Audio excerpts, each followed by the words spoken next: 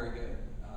BOMA 360, which, well, actually, my properties participate in all of them, but BOMA 360 is about operating the entire property. It has to do with a little bit of everything, how you do your accounting, how you do your just day-to-day property management, and there's some green tasks in there too that you have to perform.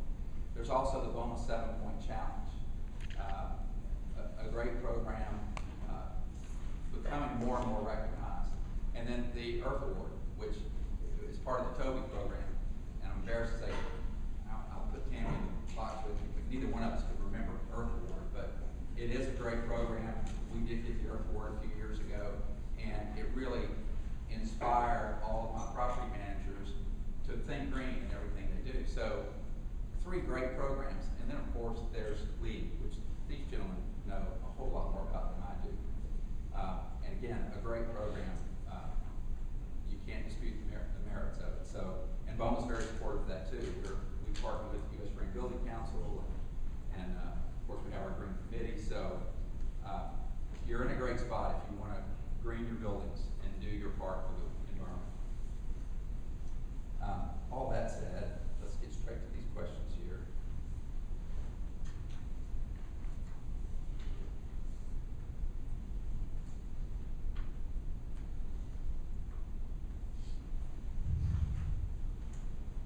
To all, green is often referred to as a state of mind. What is green for one is not necessarily green for another. How do each of you define green? David, you can start.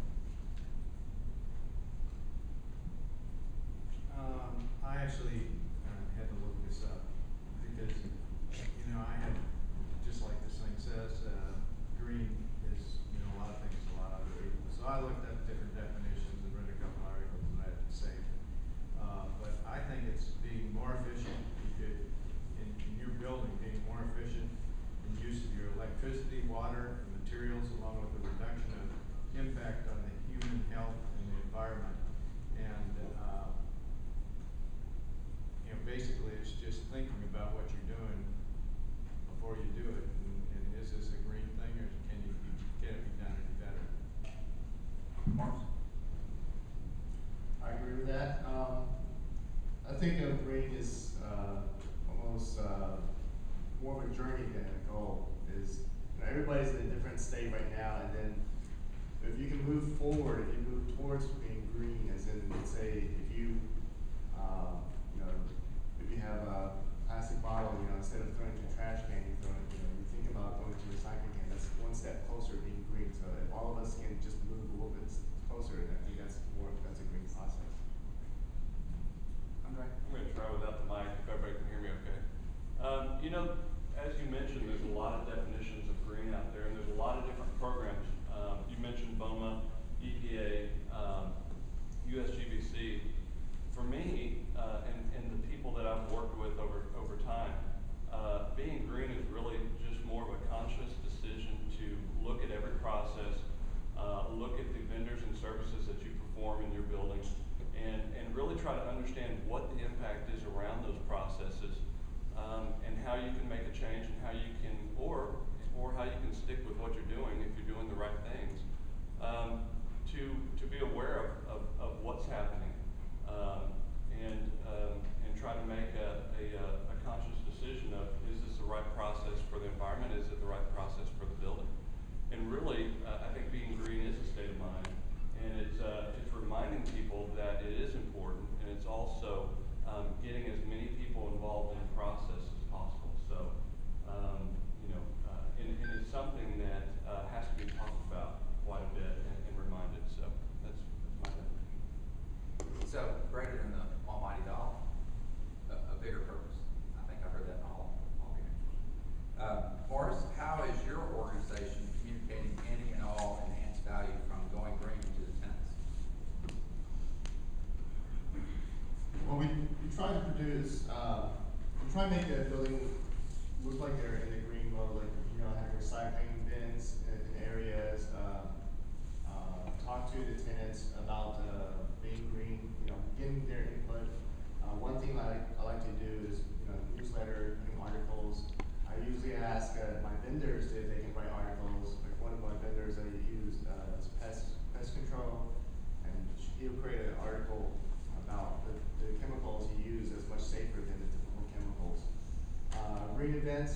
free recycling.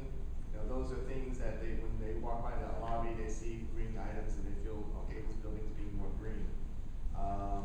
Sometimes I visit tenants, giving them mugs and trying to see if they don't use styrofoam cups like I have here. And also other events like Trek Express, a company that goes from Sugarland to Galleria and to the Greenway area, having them come in and talk about alternatives to driving a car, maybe using one of those bus services. That's great.